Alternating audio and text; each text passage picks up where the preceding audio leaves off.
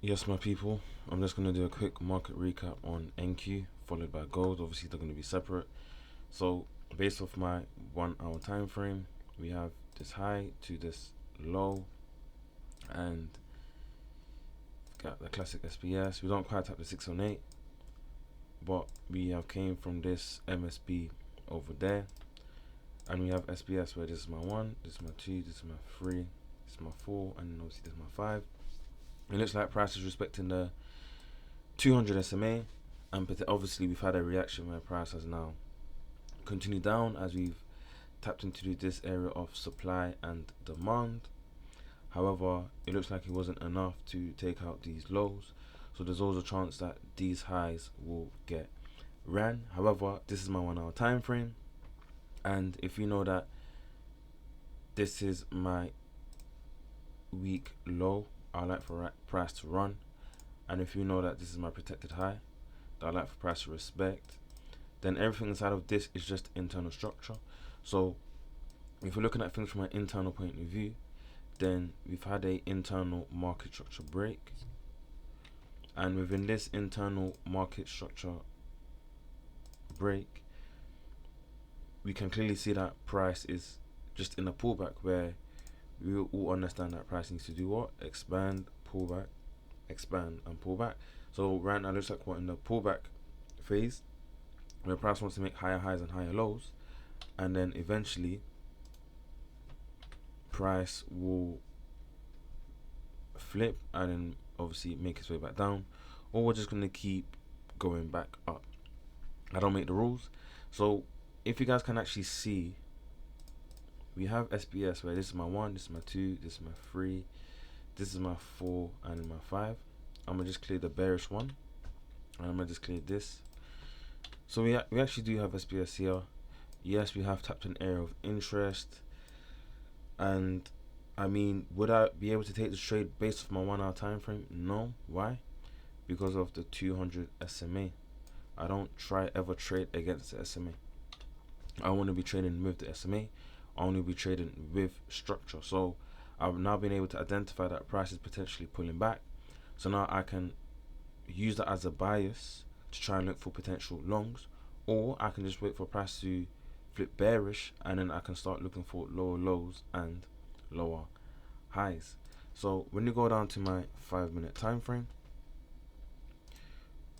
we can actually see how we have a bullish zone. So let me just zoom out, see what's going on. So we have a, is that kind of close? Yes. So we have this bullish zone over here, and many people, if I just go to my 1 minute time frame, sorry, many people would have used, let's just let it close out quickly.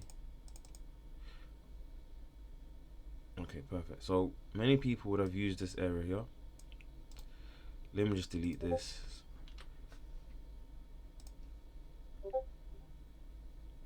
Yeah, so many people would have used this area here, and obviously within that area they would have looked for potential SPS to take them out, and obviously tap back in. So many people would have had this as their 1, 2, 3, 4. Obviously 5 doesn't happen, but 4, 5, and hopefully hoping that price shoots up. So yes, if you potentially ended off a 618, yes, this is a loser for you. However, you have to understand that this is the 1 minute time frame. When you go to your 5 minute, we have a much bigger zone where price might want to start cooking from. So you trying to enter off, the little zone that you've picked, it's not always going to work, and these are some of the things that you're gonna have to accept when you're on the lower time frame. However, now if you just go back to my 1 minute time frame, because these lows got ran now, this is now basically my 2, this is my 3, obviously you've had that sweep 4, and now our 5. So now I can potentially start to look for a trade higher. I mean, let me just go back to the 5 because it's just a little bit more easier. So if I draw out my fib from this low to this high, price has tapped the 618. So if you want to enter the 618, that is completely fine. If you're just looking for a little bit more and a little bit unsure whether to take the trade or not, then you just simply wait. And I mean, so there's quite a few entries in which you could have taken. So this is your last bearish candle, right? And we haven't closed above it yet, so I'm not going to entertain that. We also have IB in terms of this is the IB high, this is a IB low. So you can see we've had a series of candles that have failed to close below it, and obviously price has now shot up, and now potentially you are now in this trade from this IB, obviously targeting like a 1.5 .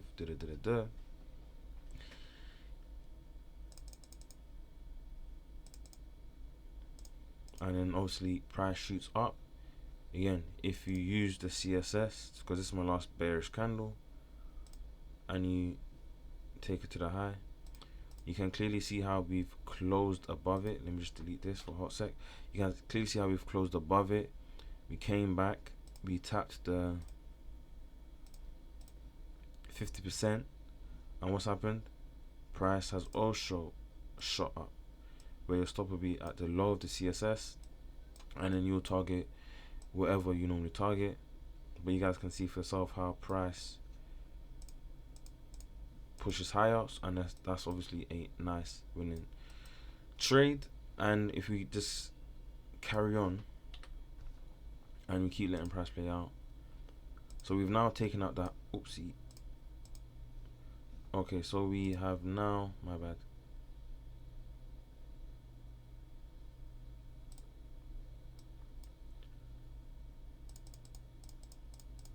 okay, perfect. So we have now actually taken out this high, and within this high you basically have SBS model 1, where now, double check, yeah, perfect. So SBS model 1, where now this is your 1, this is your 2, this is your 3, this is your 4, and then this is your 5, and then price shoots up. Then we have another MSB right there, and if you let price play out, we don't quite tap into it, but we still have SBS in terms of this is your 1, this is your 2, this is your 3, 4, 5. I mean, if I do drop my fifth from this low to this high, again, we don't quite tap the 618, but we have at least tapped the 50%. And even this, like, too subjective. You can put your 2 there, it doesn't really matter. As long as you just see the pattern, then obviously that's your cue to potentially get in. And if I just zoom out, can you see how just by understanding where we are within price, I've now been able to potentially catch a trade. If I just go back to my 5 minute, see what's going on, we can see, actually let me go to my 1 hour. So if we go to my 1 hour, we can see how we were clearly in the pullback, as I was saying. And if I just let price play out, you can see how price has pushed higher. And yeah, so in terms of you looking for longs today, it would have been a lovely day for you. And price pretty much keeps on going, because I can see SBS where this is my 1, this is my 2, this is my 3, 4, 5. Does that mean I'm going to be taking all of them? Of course not. 1, 2, 3, 4, 5. And then here we also have now our 1, 2, 3, wait for 4 and 5 to also play out. So when you're just able to identify where you are within price in terms of a higher time frame, it's going to be much more easier to frame your day. And that's it really, honestly, that's it really. We are now above the 200 SMA, so now if you want to be looking for longs, you can, based off your 1 hour time frame. We've even had another internal market structure break based off our 1 hour time frame. And yeah, like there's not much else I can say. This might be trade of the week. It's a close contender with gold, but we'll see. So as I always say, victory belongs to the most tenacious. And wherever you're in the world, I'm wishing you guys a good morning, a good afternoon, a good evening, and a good night. And I'll see you guys tomorrow. Peace.